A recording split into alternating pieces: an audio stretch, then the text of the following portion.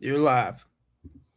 Welcome to WagerTalk Today, the gold standard of sports betting shows where we talk the talk and walk the walk. Happy 4th of July, everyone. Hope everyone is getting ready for an awesome weekend. We're going to get you ready on the gambling slate for the weekend. Gianni's going to join us with the Steam report. Teddy Covers is going to join us. We're going to talk some MLB, but you all know that I'm definitely going to get some NBA and NFL info out of him. Marco's going to join us to talk WNBA, but you guys know what we do. 30 seconds into the show, we start with our free play of the day. And there's only one thing that we have to talk about. It's the Nathan's hot dog eating competition. And this is a real bet. This is a bet that we make every year. And we're going to take Joey Chestnut under 70.5 hot dogs eaten at minus 140. We were hoping there would be money coming in on the over. That has not happened. So we're going to lock this thing in now. This is a real thing. The competitors and Joey Chestnut have talked about when it's hot and humid, it is harder to eat these hot dogs, mostly because the buns kind of expand a little bit, and dipping it in the water, the buns just get bigger and bigger and bigger. The heat puts duress on the human body. It is going to be 98 degrees and humid where they're doing the competition. He has not cleared this total since 2021. Weird story. He got arrested a few months ago for slapping a guy at 1 a.m. who wanted to shake his hand. And the reason I know this is because it was at a bar 20 minutes away from my house. I was not there in person, but I've been there. I just don't think this guy's in the shape that he used to be in. And he doesn't really have to get to 71 hot dogs in order to win this competition. So we're locking in Joey Chestnut under 70.5 hot dogs eaten. That is your Wager Talk play of the day, available on DraftKings. All right, Gianni. We got to bring in Gianni to talk about it. Gianni, we forgot to do Hammer Thursday yesterday. Does the Nathan hot dog eating competition count? That's a real play for us. We play this every year. It definitely qualifies. I've hit the hot dog prop the last 3 years straight on the female side. I've gotten some really, really good information. In fact, a few years ago, I got inside information from someone that knew the girl that the amount of hot dogs she ate at practice, and we were able to make some money off of that. So yeah, I'm all for those kind of props, and I think we should make that your Hammer Thursday play of the week. Now, coming off a really nice day, I picked up 11 units, but more importantly, we added extra risk on Spain at plus 700 to win this entire World Cup.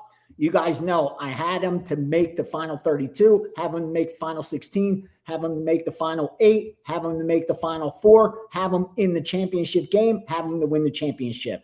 I placed that many bets. I wanted that much risk on Spain. So far, it's like a free roll based on their results that we've been able to bet to date. Now, I released yesterday 2 soccer plays that weren't in World Cup. It was like Finland and something like that. I had 4 of them today.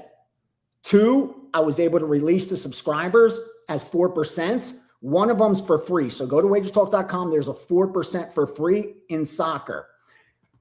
They're both in Argentina, I'm pretty sure. I also had one in Estonia and one in Norway. Unfortunately, those were going off at 9 a.m. So about 4 minutes ago. I add those to the Steam sheet and I write the note, unable to release as premium due to timing. So the 2 plays that are in there, one in Estonia, one in Norway, both would be 4% best bets if I had an extra 3 minutes of time.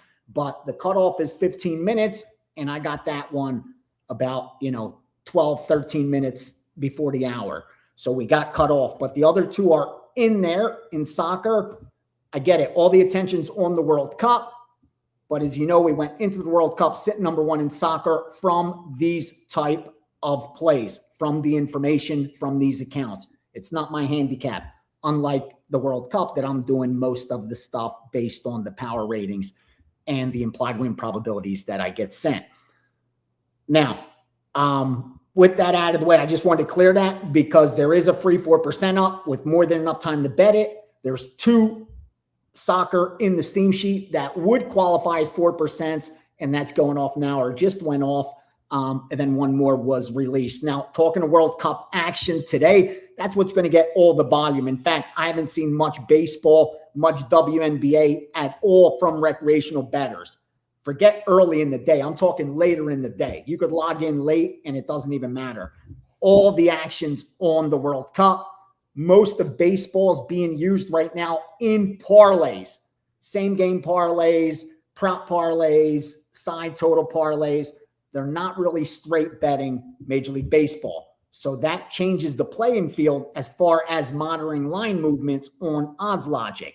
You got to change how you monitor based on the playing field. Is it filled with recreational bettors? Is it filled with sharp bettors? Is it a combination? Right now, it's not a combination in Major League Baseball. But getting back to the World Cup, 3 matchups getting favorite money once again. They're betting Egypt. The public is. They're betting Egypt, Argentina, Colombia. Egypt, Argentina, Colombia. Egypt, Argentina, Colombia. I'm seeing those parlays everywhere. 3 most popular bets today: Egypt, Argentina, and Colombia. They're betting all 3 games over. Again, that's not rare. Pretty much World Cup risk has been on the over in every single matchup. Coming off another winner for a total for us in the World Cup. I'm staying very selective. So pay attention, please, to the Steam sheet. Plays like Calgary and CFL would have been a premium just 2 weeks ago. Instead, I'm just adding it to the Steam sheet. So please, please, please, please, please pay attention to that.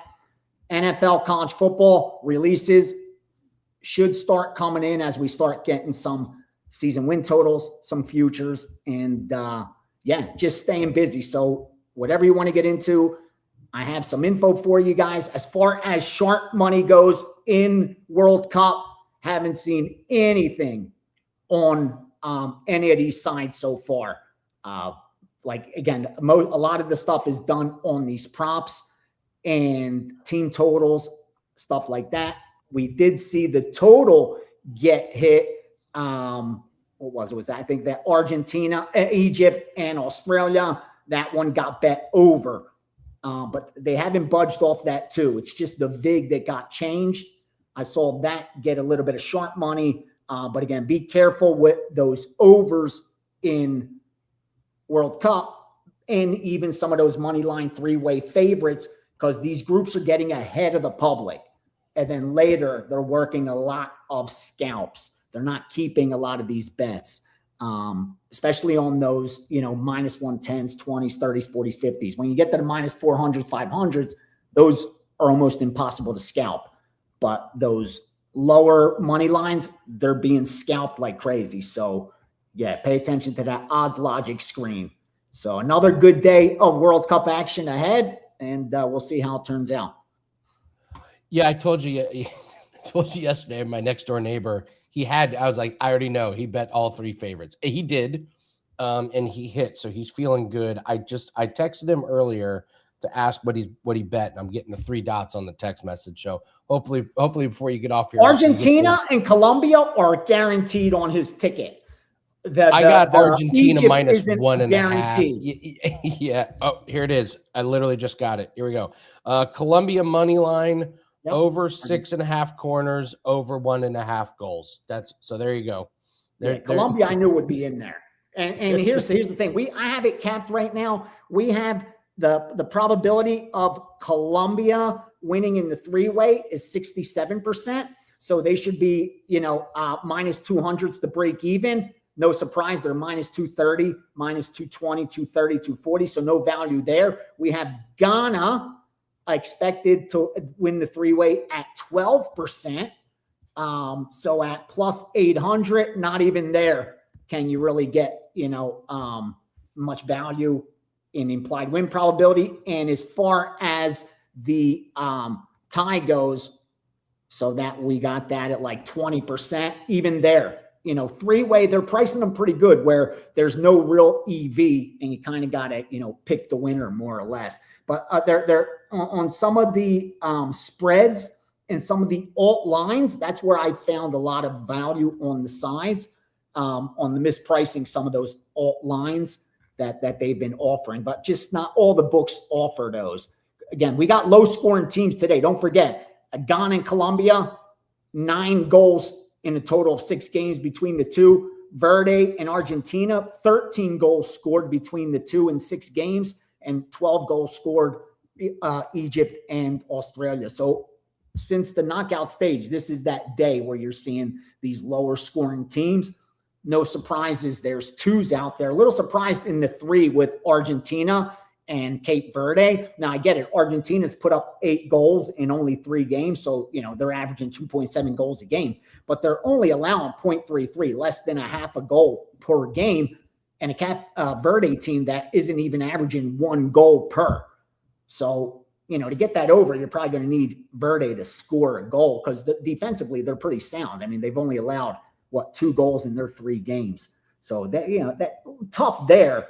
Argentina's, they're going to advance, and they should advance. We have them advancing 90% of the time. So they should advance. The one that is close, Egypt and Australia, we have it close to 50-50 as far as who advances.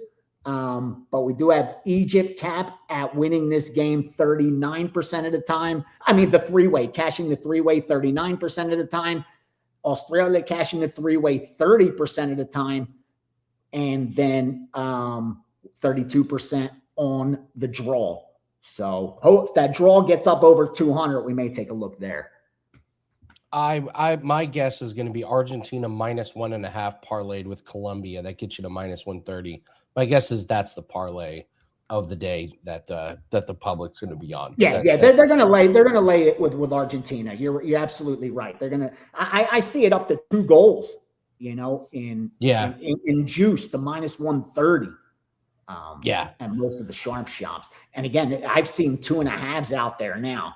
You to cash that ticket, you got to win by 3. At that point, you got to bet the over too. It's correlated. Yes, for you. Absolutely. You know what I mean? Like it's automatic. You're not seeing much in MLB today, huh? No. So far, here's what we got. Not a lot of follow through, but a couple overnights. 954 Washington plus 135, 955 Mets plus 105, 960 Arizona plus 140, 976 the Athletics minus 120. 2 of the totals they got out ahead of, the Yankees over 9.5, I think that was. Yeah, 9.5. And then the over 8.5 in the Arizona Milwaukee. That's still available. A little surprise there because the public's going over in that game as well. And then WNBA, they hit Chicago at plus 8.5. But as I talked about yesterday, a lot of the WNBA steam comes late in the day. So keep your eye on those line moves, those last 2 hours leading up to tip-off. Yeah, Marco's going to break down that game. We're just waiting on injury news on Asia Wilson. That's the big thing, and that's a player that'll move the line 2 or 3 points in WNBA, whether she's in or out. Gianni, I don't know if you were watching the Croatia game yesterday. Yep. I've been watching all the World Cup. I've gotten really into it. I really have. They call the offsides, and they're like, "Yeah, it grazed the guy's hair," and there's apparently technology. AI picked it up, right? It's like in I'm the bowl. calling they have bullshit. I'm calling bullshit on that. They had some kind of sensor in the bowl. They're saying, get out of here. No, you're not convincing me at all that it brushed the guy's hair and that should have been offsides. No chance. There's no way. The spin of the ball didn't change at all. That was. You think anyone can beat France? Anything's possible. All you need is a random early goal off of a corner kick or something, and it throws France into a loop. Spain looked amazing.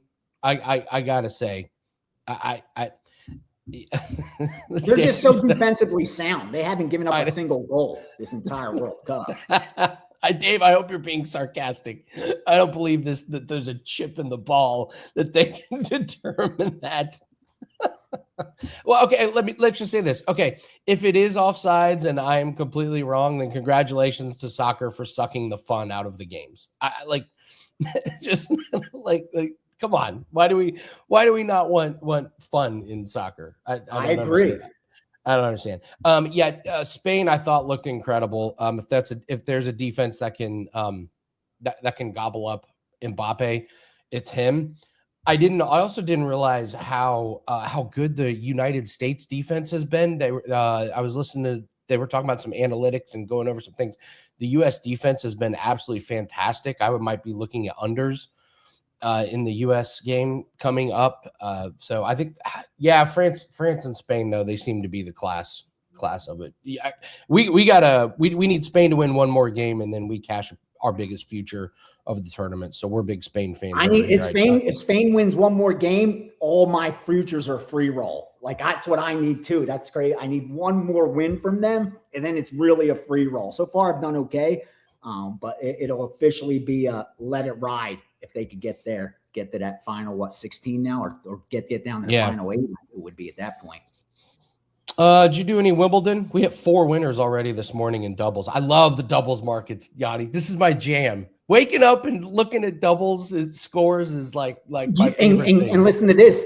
I have 0 doubles in any accounts, but I put 7 sides in the Steam sheet from Wimbledon. You got me paying attention, so I reached out to someone that does tennis. He gave me a login and password into some accounts to look at the tennis. But no doubles. And that would make sense that you're crushing it because it's who you're trading against. Like, again, no disrespect, but I want to make it as easy as possible. So I'd rather be trading against the most novice and recreational bettors on the planet than the most seasoned veterans. And if they're not attacking these doubles, it makes perfect sense that you're crushing it, because again, you're going to have an advantage over most of those recreational traders. And that is, those kind of markets are just, I love. I just wish I had the time to dig in deeper, but yeah, keep crushing those. But in the Steam sheet, there is 7 sides in Wimbledon action, including a plus 130 on Arthur Ferry in the men's side. And then in the women's side, Nikola Bartonkuva plus 185, and even Claire Liu plus 750. Wow. Okay. But we also bet the big favorite that Sabalenka chick. They laid the 330, 340, 350 on Sabalenka. I think that goes off early. Yeah, Sabalenka to win 2-0 has put people through college. Yeah, over the last couple of years, taking Sabalenka to win 2-0 early in the tournaments has just been fantastic. So it's a great Friday, Gianni. We got a ton of stuff. What do you have up for everyone? Yes, so I got the Steam sheet is up with the 4% in the World Cup. I isolated one total like we've been doing, and I said, let me give it in the Steam sheet today. I'll add information throughout the day. Major League Baseball's coming up. The soccer's in there. Tennis is even in there. I'll add World Cup action. And please, subscribers, the partners, the long-term guys, pay attention to the Steam sheet to uncover some winners for yourself, because I'm staying so selective, and that's not going to change as far as premiums go. So best of luck to everyone. Enjoy your 4th of July. No Steam room because of the holiday. I don't want to, have it and have people that are away for the weekend not being able to attend it. So we're just going to pass this week. Have a good 4th of July. I have the craziest weekend plan. I'm so tied up and busy out here, so it's probably for the better. And do some damage. Enjoy the World Cup action, and stay safe. Stay safe. All right. Thank you, Gianni. Appreciate it. Have a great weekend. Gianni the Greek joining us. You can find all of his plays over at WagerTalk.com. We've got a pretty good setup for auto racing this weekend. We've got a pack that is up right now. We've got a 4% best bet, and we got plays in IndyCar. We got plays in NASCAR. We got plays in the O'Reilly series. The O'Reilly series starts on Saturday. So if you want to join in on that, go grab that. We've also got a bare knuckle boxing play that goes off tonight. At the end of the show, I'll do a quick little breakdown on the card tonight. And we've got a play in the Canada game. We wanted to lock that thing in because the line was moving on a prop that we really like. So that's up at WagerTalk.com. Again, great morning. Absolutely fantastic morning. Four winners to get the day started. So the doubles markets. I love the doubles markets in tennis because The lines just don't move. I'm not competing. Like Gianni said, I'm not competing against anybody. I'm competing against people in our Discord who are betting kind of the same things, but we're not even competing. We're betting on the same thing. So, all right, let's bring in Teddy Covers. We got to talk some MLB, but of course, when we have the great Teddy Covers on, we got to talk NBA. Teddy, happy Friday, happy 4th. How are you? Andy Lang, how are you today, sir? And first, happy 4th of July to all of you out there. I hope you have a great weekend. As Gianni said, be safe, be smart, and thanks for watching WagerTalk TV all year long.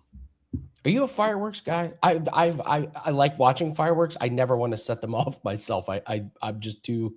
I'm like, I don't know. These fireworks just seem a little bit rickety for me to be lighting myself. I've never done it. You? So yeah, Isaac. So my son is an aficionado. So we usually go. There's a place in Vegas. You drive out to Pahrump where they sell everything, and there's a fireworks store out there. We spend on $100 or $2, and then come back with a bunch of stuff to blow up. So yeah, we're ready. Love it. Yeah, I'll watch all day, but I'm just not sticking my hand near those fireworks. So I had a buddy that used to run a fireworks store back in Michigan, and at the end of the 4th of July, he would come with all of the fireworks that they couldn't sell that were broken and mangled, and we would do a lot of lighting and running. So I guess from that era, I just throw them in a bucket, light it, and run away. There was a lot of that, with drinking and all of that. So don't do what I did. Be smart. All right, well, we got to break down some MLB games, but I got to talk to you about some of these NBA trades. We'll start with the big one, the Jaylen Brown. I got to tell you, the more and more I think about it, the more and more I get it in concept. I just don't think it was great execution.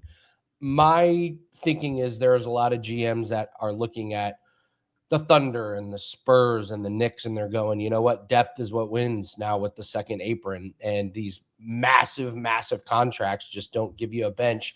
I get it in concept. I just don't think the Paul George and giving up the first was the way to go. Where did you land on the Jaylen Brown trade?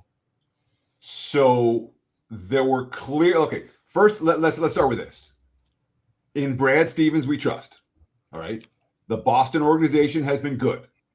All right, when Boston's making deals, they tend to be making deals for a reason. So we look at Jaylen Brown and we go, oh my God, this guy's coming off the best season of his career and all of that.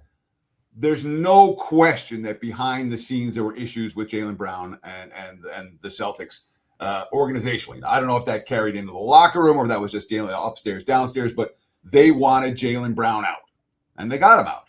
And they got him out. They got out of that massive contract with another massive contract, but at least it ends a year earlier, and a trade at draft capital. But what it does do, the Celtics are in a championship window now, and they remain in a championship window, even without Jaylen Brown in the lineup.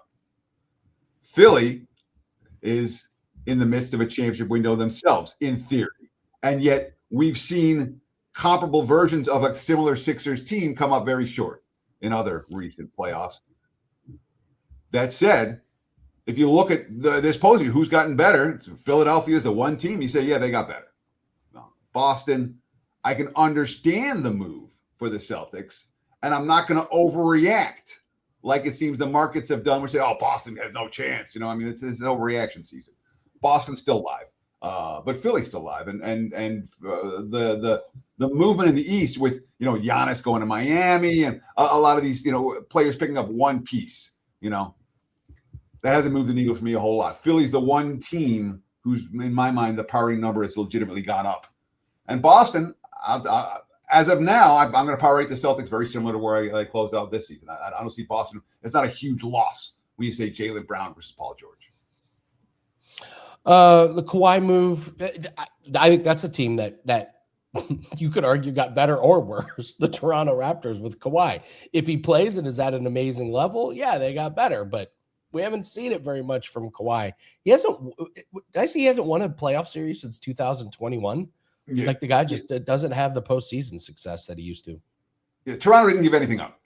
That's the one thing. I mean, when you talk about Brandon Ingram, I'm not going to say he was a failure with the Raptors, but, I'll take a 39-year-old Kawhi over a 32-year-old Ingram any day of the week. I will. And obviously, so will the Raptors. And Grady Dick. I mean, Grady Dick was he was playing his way out of the rotation last year. So for Toronto to take a swing with a guy who they won a title with makes sense to me. But again, when you're powering the East, are you putting if you put the Raptors and the Heat in the same kind of category, neither one of them is at this time, in my opinion, is a legit championship contender. They're all behind Cleveland. They're all behind New York. They're all behind Boston, and they're all behind Philly. So for all the moves that Miami has made and Toronto has made coming into the season, neither one of those teams. And of course, we haven't even talked about Orlando or any of the other teams that are, on the Atlanta, who is clearly on their way up in the East. Despite the Charlotte, who made the interesting trade with the LaMelo Ball going to Minnesota. We could talk all day NBA, but the bottom line is the top four in the East last year are still the top four in the East, and we haven't seen the Miamis, the Torontos, at least not in my initial assessment of where I'm going to price these teams coming into the season. I'm not pricing them above the top four, the Philly, Boston, Cleveland, New York quartet, and Detroit. Of all the teams, they might have had the worst. Now they have to pay Duran after he's. They have to keep him now. They lost Tobias Harris. I mean, it's the Pistons have not had the offseason they wanted so far. Is it becoming more and more likely that LeBron maybe doesn't sign with a team and just waits until mid-season to see who he wants to go with? This is kind of strange that LeBron has not ended up on a team at this point. I figured there would be a move pretty quickly. What's your take on LeBron's situation? Was LeBron going to be 42 this year? Yeah, he's 41 right now. Yeah. I mean, I'm not shocked that LeBron hasn't signed yet. He doesn't need to sign yet. I would be shocked if LeBron doesn't have a situation settled well before the start of training camp. Obviously, you could play half a season. I don't think the only thing LeBron is not money. It's not location. He doesn't need to be in the sun. LeBron wants a ring. He wants to ring. And the way to chase rings is not show up midseason and, we'll get there maybe. The way to chase rings is, come to training camp and get everyone on the same page. So I'd expect him to sign somewhere. As to where, people as a sports fan, they always ask you two things: who's going to win the Super Bowl this year, and where's this player going to sign? I'm like, well, and those are two questions that are not always the easiest to answer, especially with the player personnel moves. I have no idea where LeBron. I have no inside knowledge of where LeBron's going to sign. When he signs, we'll start paying attention. The Super Bowl is the funniest. Like, I don't know. Is Josh Allen healthy? You tell me who's going to be the healthiest. So, all right, well, let's get into MLB. We'll start with the Padres and the Dodgers. Looks like we got King for the Padres, Ohtani for the Dodgers. King really got roughed up by the Dodgers June 28th. Ohtani, not a great June, below standards for him. Yet they still come in as this massive, massive favorite. It's the Dodgers tax. Over-under sitting at 8. What do you make of this game?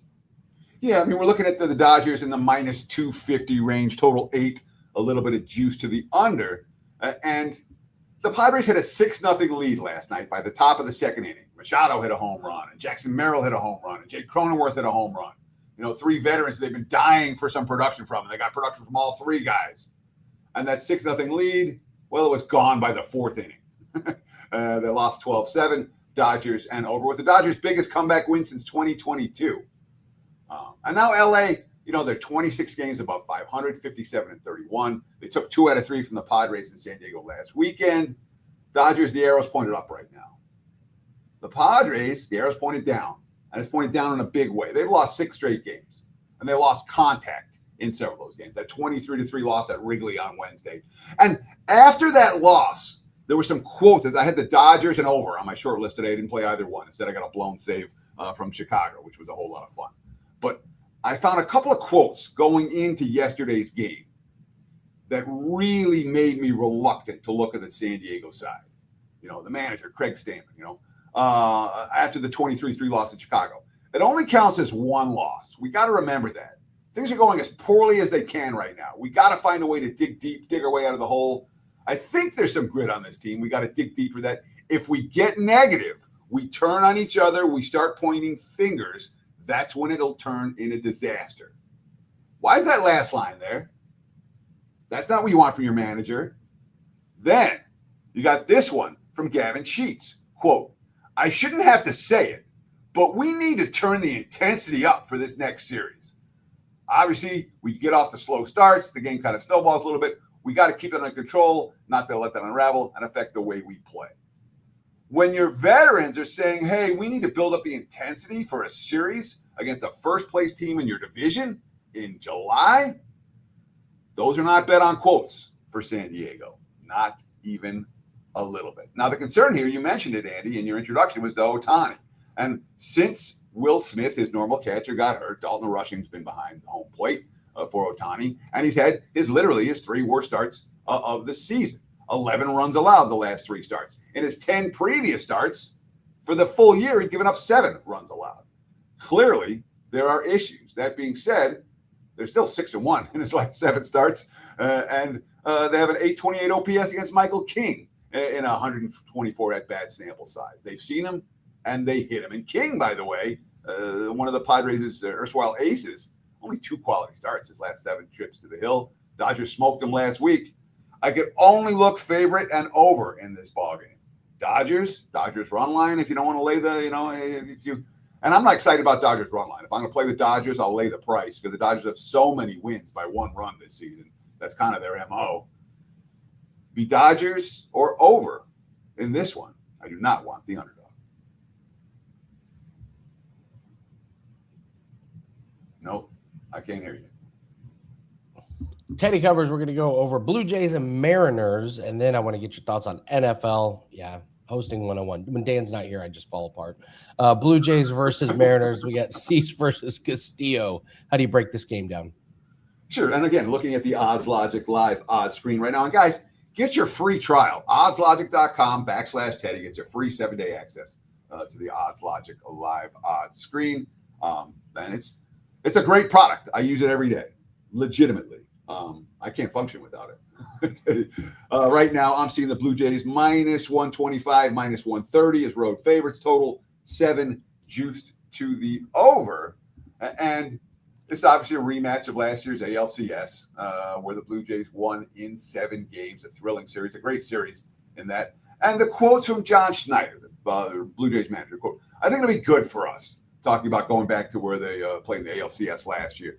It brings you back to that heightened sense of awareness and competitiveness. It brings you back to the really, really emotional time last year. It'll be good to be back there. They're a damn good team. We like playing there, and we enjoy the atmosphere there. I think it'll be good for the guys, honestly.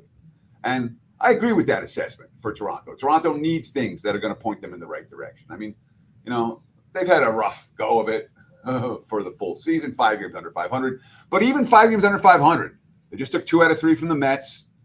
They're only 3.5 games out of the last wild card spot, who Seattle is in right now, by the way. So it's not like the Blue Jays are in any kind of hopeless position right now. They've underachieved. Half the season's over, so they've got a full half to play. Seattle certainly in good current form. They just swept the LA Angels, but only a single run yesterday. They were held without a hit for the first half of that ball game. And that's kind of been the case for Seattle of late. The lineup has been very, very spotty, and by spotty, I mean anemic. They set a franchise record of 13 straight games where they scored 3 runs or less, and they finally had a couple of outbursts. And then yesterday, again, just 2 hits with yesterday's 1-0 win. They did get a win in that contest, but the offense and the lineup for Seattle is still problematic. Injuries problematic for the Mariners as well. A pair of guys got hurt yesterday. Julio Rodriguez, Victor Robles, both left yesterday's ballgame with injury. I'm not sure about their status for today. But when you have a bad lineup and you're losing key guys to injury, that's not usually a good sign. Luis Castillo starting for Seattle tonight. He's did have a quality start his last time out at Cleveland, but that's been the exception rather than the rule. He's looked a little bit older this year, and that's his first quality start since beating the Yankees back in March. And, of course, the Guardians can't score. I don't know that I trust Castillo in this matchup against Toronto. Dylan Cease has issues as well. His last 3 starts, he's thrown 108, 110, and 107 pitches, and he's only pitched 5.2, and 4.2 innings at work. He's not eating innings. Cease's current form is a concern for this better. But still, I can only look at Toronto in this ball game, and I kind of want to fade Castillo a little bit over, and with Cease's concerns, maybe over 7. But given the Mariners' offensive woes, I'd rather go with Toronto on the side here as road chalk than at Seattle to put up runs in bunches. So lean Toronto in this one for Friday night. All right, Teddy, tell everyone what you have up at Wager Talk, and then I want to get your thoughts. Early research being done on the NFL. What do you have up for everyone on this Friday? Sure. I'm spending, 2-3 hours a day right now, every day doing NFL. I mean, that's what we do in July each and every year. Generally, some years we get it done a little bit earlier in June, but I wanted to wait a little bit longer this year. Last year, I did not have a season win report, and it's not the first time that's happened. But I've never had back-to-back losing seasons, and it matters to me a lot when I don't. That's my whole MO is steady NFL season wins. When I don't win my season win report, it messes up my season, it messes up everything. So we're really working NFL hard right now. Again, 2, 3, 4 hours every day. 4th of July doesn't matter. I love doing the research over the summer. That's how you make money. And obviously, the win report's going to come out at the end of the month. Don't buy the win report. This is a season to get on board with my full season NFL package. And the win report's $199. You get the full season for $599. That's every play, every day, from week 1 of the preseason through the Super Bowl. Nothing more to buy. No bait and switch. No nonsense. Again, check it out on my homepage, www.buzz/TC NFL on center stage. That said, you have a pair of plays for baseball today. You get those as well. www.buzz/TC. All right. Early thoughts on NFL. What teams you've been looking at? Whatever you find. Any gems for us? Oh, you think I'm giving up the gems on a Friday? On July 3rd? Yeah. We'll hold off on the gems. But certainly when you talk about, okay, here's a team I want to talk about a little bit. The Cincinnati Bengals. All right. The Bengals have come with a little bit of hype this offseason. When you look at their schedule, they're facing a bottom schedule after having a losing season last year. We look at Cincinnati, who's drafted defense and changed coordinators, and it hasn't worked for them on the defense side of the football. When you grade out their defensive personnel, Bengals, there's talent there, and the coaching changes. It looks to me like that Cincinnati's arrows pointed in the right direction on the defense side of the football. You have a quarterback in Joe Burrow, who we trust. We have an offensive line that looks good. We have skill position talent that looks good, and we have a schedule that's reasonable. Arrows pointed upwards for the Bengals. Pay attention to Cincinnati right now. And if you want your futures for the Bengals, I would bet them sooner rather than later. The markets are paying attention to Burrow and company. Although Zach Taylor, as you know, when you talk about the coaches that we love, Zach Taylor's not on that list. Yeah. It's going to be tough for me to put my hard-earned money on an over on the Cincinnati Bengals, but in Teddy, I trust. So can't wait to keep talking NFL with you. We're in the process here. We're talking about teams that stand out looking good and teams. I give you teams that stand out looking bad, but let's save that for next week. Yeah, let's save the horrible teams for next week. Love it. Well, Teddy, tell Isaac I said hi. Enjoy the fireworks and have a great 4th of July. Thank you very much for joining us. Cheers, guys. Have a great holiday. Be safe out there, and we'll do it again next week. Cheers. Yeah, stay hydrated. Man, brutal out here. Let's bring in Marco. Marco, I was out in Vegas a couple years ago for the Wager Talk thing, and it's just amazing what humidity does to the air. It is when I walk outside, it is like walking into a brick wall of humidity in Vegas. It's just this dry, ridiculous heat. But quite frankly, it's miserable here. But how are you? Oh, I'm good. And, when I first moved out here, that's all I heard about was everybody, oh, it's a dry heat. It's a dry heat. It was 117 degrees. I'm saying it's a convection oven out here. Yeah, it's dry, but it's hot. But you know what? I was back east for 2 weeks, just a couple weeks ago, and I experienced that 90-degree humidity. And I will no longer bitch when anybody says it's a dry heat out here, because it is a huge difference. And horse racing, big guy. A lot of tracks have been canceling races on the East Coast. Oh, really? Yeah, because of that weather. The heat index is just, so high. So it's crazy, how hot it's been. And I feel for you, buddy. And I got to go back for a wedding in the middle of July. So I hope we get rid of that humidity before the wedding, because there's nothing worse than 90-degree humidity than being in a suit. On a wedding? Oh, an outdoor wedding. Oh my God. Yeah. We're going to the Tigers game on Tuesday. I'm like, oh. So we'll see. But we got to talk some NBA. Great game tonight. Lynx and the Liberty. This Lynx team is just on absolute cruise control. This number 1 defensive rated, number 3 offensive rated. Yeah, that'll get you a lot of wins. But Liberty, not much worse. It's their first meeting this season. This is a rematch of the finals a couple years ago. But monster game if you're a WNBA fan. So what do you make of this game? Well, I am a WNBA fan, and this is one of those games. And as good as Minnesota is playing, Andy, you got to remember, they're sitting at 14-5, and they have not had Nafisha Collier in a game yet this year. Okay, their best player, coming into the season, has not been there. Now, what has changed with this team?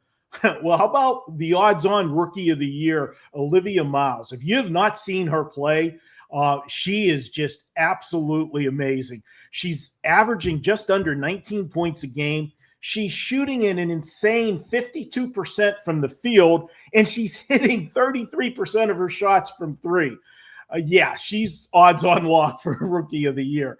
But you mentioned these two teams played 2 years ago in the WNBA finals. And I'll tell you, Minnesota has not forgotten that finals. If you remember how that finals played out, Minnesota fans, and I had a big futures ticket on Minnesota that year, so I remember it well too.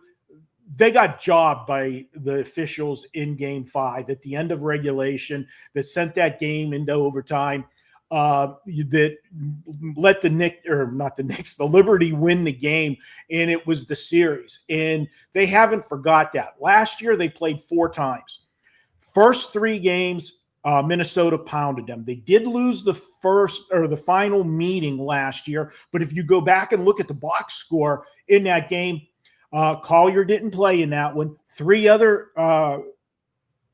Lynx players did not play. They only had 8 players dressed for that game, and that's the only one they lost to them. So they make a big emphasis of reminding New York who the better team is, and they're going to show up tonight.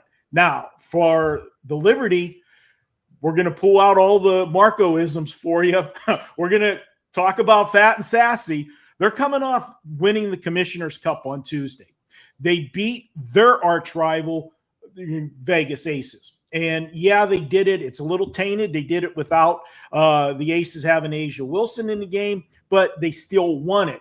And if you're not familiar with the Commissioner's Cup, the WNBA winning team divvies up $500K. Now, I know when you think about sports athletes, $500K, divided up among the players doesn't sound like a lot.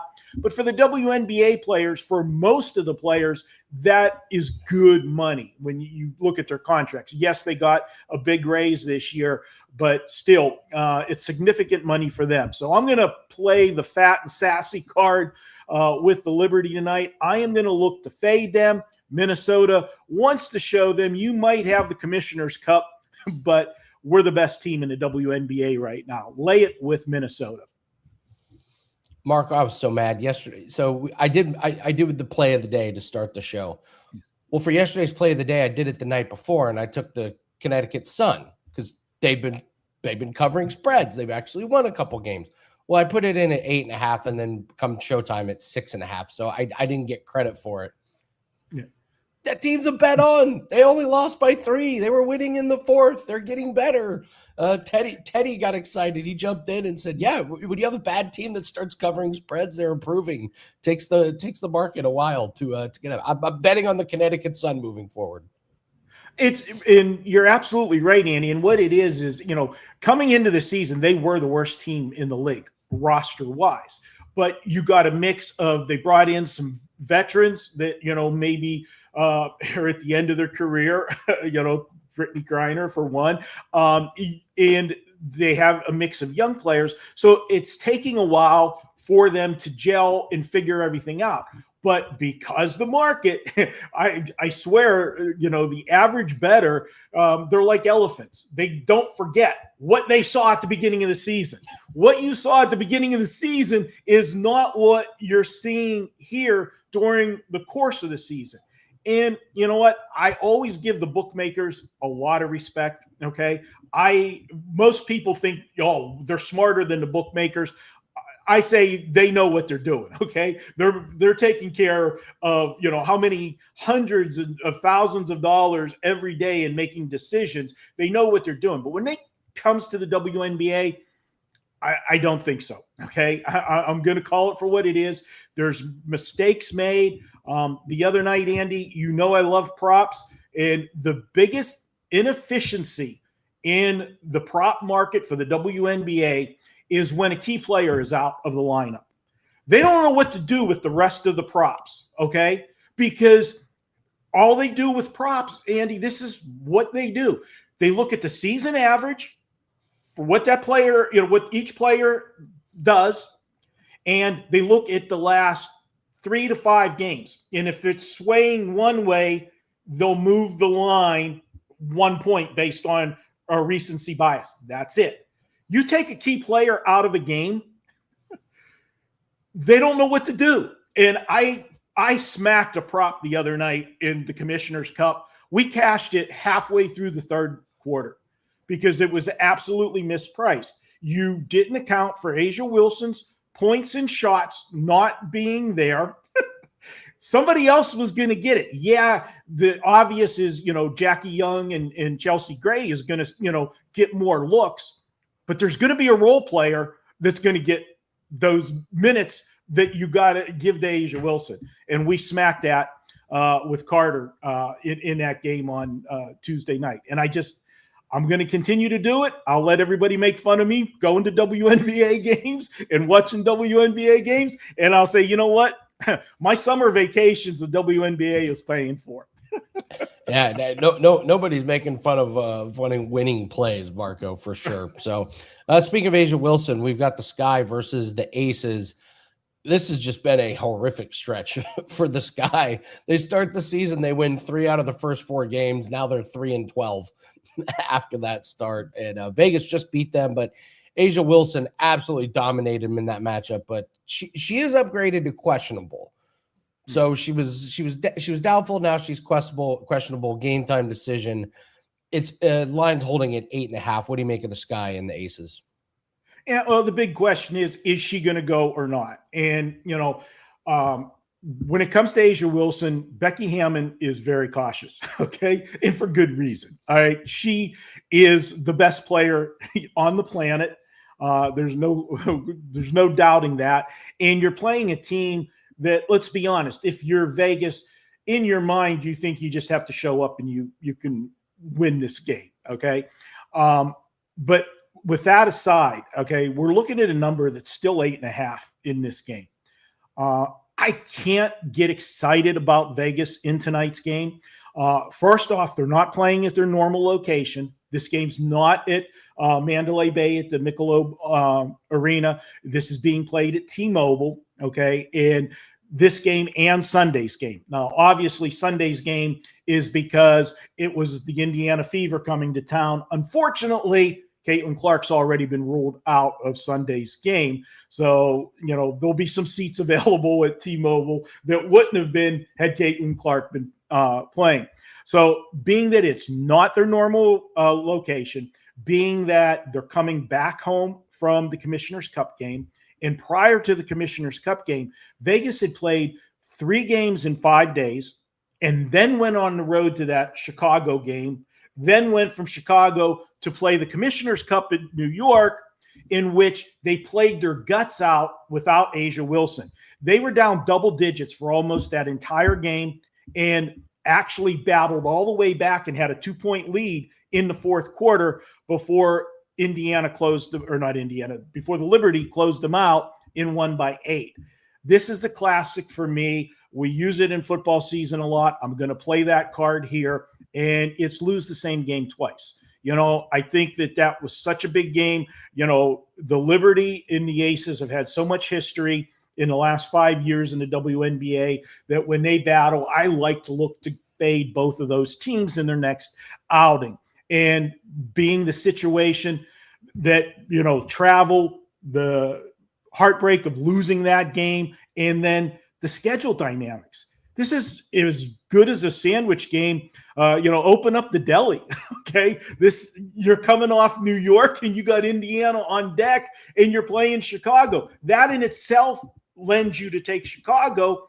But as you said, they just played Chicago and the final score was nowhere near as close of what that was. That was a total blowout by the Aces. They had 80 some points and they were still in the third quarter, Andy, on that game last week. So I'm going to look for Chicago to sneak in under the number in this one. Give me Chicago plus the points. It's one of those plays we joke, Andy, maybe you got to hold your nose as you go to the window to make the bet, but that's the side in this one. Care to make things interesting, Marco? We got to give away a 3-day pass on today's show. Okay. So. All right. I'm going head to head with you. I could not be more out on the Chicago Sky team. They're not impressive. I love Cardosa as a player, but it's just there's not a whole lot there. I think Asia Wilson plays tonight, and I think she does the usual kick-ass performance. But she had like 30 and 15 against this team last time. Or so. It was a domination. So, all right, chat. Here's what we're doing. After the show is over, in the comment section below, if you want the Sky plus 8.5, put Marco in your WagerTalk username. If you like the Aces, put Andy in your WagerTalk username. Whoever wins, we will pick a 3-day pass, and that will be added to your account. I can't believe I'm taking the Aces, and you're not on your team. You're on the Sky. I got to tell you, Marco, Sophie is becoming more popular than Caitlin Clark around here. The shine is starting to wear off on Caitlin Clark. Like, she's just not ingratiating herself, and Sophie is becoming more and more likable. I can't believe it. Caitlin Clark is kind of blowing the 28-3 lead, but she's just the buzz isn't there around here. The buzz is around the team. The buzz is around Sophie, but I don't hear it about Caitlin Clark. She's always hurt. She comes across as whiny, she's arguing with the coach. She's just not doing a great job. And she was kind of handed an impossible task, like, be the face of the league and everything coming to college. I don't know. That's my take. I just Andy, know what I'm seeing locally. I see you. I see you, Andy. I see you. Is there anybody bigger on social media? Just Sophie pops up in every one of my social media feeds, probably because every time she does, I click on it because let's face it. There's a reason I'm helping the algorithm. The Sports Illustrated swimsuit edition did not hurt, and the WNBA, and it's a thing, Andy. When you go to the game, when they put up, like in the pre-games, they do the walkthrough. They put it up on the Jumbotron, the players with the walkthrough. My God, Sophie. Listen. So you have to accept that social media is part of a player's worth. Look at LaMelo Ball. Like the guy is a social media like juggernaut. Like, he's just got a massive. He's probably got a bigger following than Anthony Edwards on the same team. It's a real thing that you have to take into consideration. And you are so right. Sophie pops up on social media for her dancing and looks and everything. Last year it was Caitlin Clark. So you've clicked a few times. Guilty as charged. I'm only human. All right. What do you want from me? So it's just like last year it was Caitlin Clark with the shots and the dribble and the passes. It's just not. It's just not. Well, you have to play in order to have the highlights to put on social media. So, Any horse racing for this weekend? I haven't looked. You said they were canceling some races. Are there any big ones? Today, for the purest of horse fans, there's a debate. There's the East Coast, West Coast. It's like the rappers, are you East Coast or you West Coast? Saratoga opens today. And then in another week, 2 weeks, we'll be getting Del Mar. Those are the two summer meets that everybody, waits for. And so, yeah, we'll have some spot racing, here and there throughout this coming week's summer. There's some big races coming up in the next month. We'll have the Haskell, the Travers. Del Mar will have the Pacific Classic at the end of August, first week in September. So it's exciting time with horse racing. We will, do that. There was a big race last week. The odds-on favorite, Sovereignty, got beat. Once again, I went against him. I had the horse finish second. They got left in the gate again and then come flying to, they spotted the field like 6 lengths and then ended up just getting beat by Baeza. So write that horse down.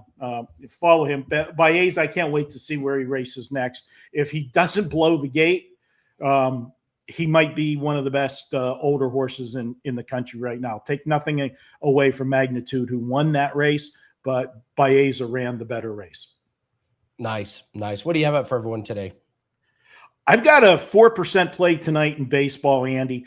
I came very, very close to making it a 5%. I don't release a lot of 5s. I really like the setup on this game, like the pitching matchup.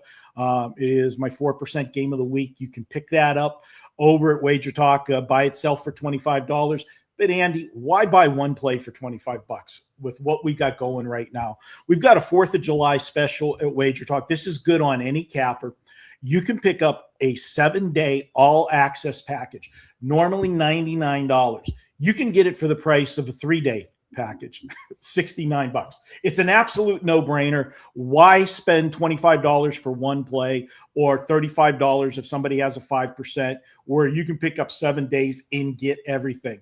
I am looking at tonight's Aces game. I am looking at a player prop, but I'm waiting to see the market stabilize. Basically wanting to know if Asia is going to be in or out for sure. That'll dictate the play. And then we'll go from there. And, full weekend, if I do have any horse racing, if I throw in anything from Saratoga over the weekend, if you buy that 7-day all access, you will get that as well. And if you want it, a long-term package, I got a special. This one is with me. The success I've had in the WNBA. We're coming off a great month of June in baseball. We were top 3 money earned in baseball for the month of June. You could pick up the rest of the baseball season, $100 off, Andy, $4.99. If you buy that, I am throwing in the rest of my WNBA, a $259 value free. So if you want to get everything covered for summer, that's baseball in WNBA. That's what I'm going to be doing for the dog days of summer. You can pick that up for $4.99. So head over to WagerTalk, grab one of those 7-day packages from your favorite capper. If you want to go long-term, check out that baseball and WNBA free package. I was going to bring up to you and Johnny, it's July 4th, 2026. We should do like lifetime for 74,200-2026. You know what? You go ahead and see if you can get that by Andy. Tell him you got one of the owner's approvals on that. I'll put that. I'll rubber stamp that one through, Andy. Yeah, or just shorten it to 26. So 7,426 get you a lifetime supply. 1 day only, expires at midnight. All right. Don't email customer service, guys, for Christ's sake. We've got enough going on. Andy started this, JD, not me. Andy will not be hosting for the next week due to suspension for all right, Marco, good luck. Have a great weekend, and thanks for joining us as always. Appreciate it. All right, don't eat too many hamburgers and hot dogs, Andy. I will not. I'm pretty good on 4th of July. Not a big hot dog guy, but thanks very much. Stay hydrated, Marco. All right. Good luck.